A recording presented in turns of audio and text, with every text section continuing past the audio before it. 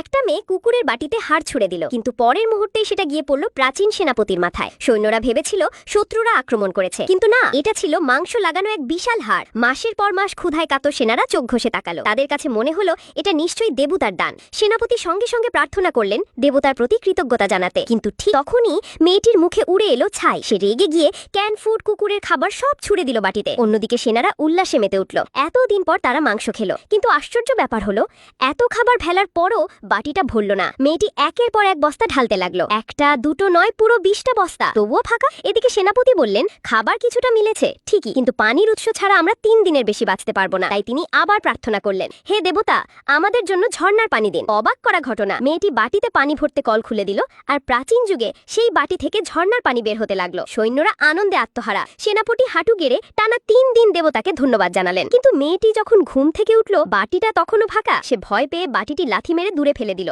আর ঠিক তখনই বাটির ভেতর থেকে ভেসে উঠল রক্তে লেখা এক রহস্যময় চিঠি।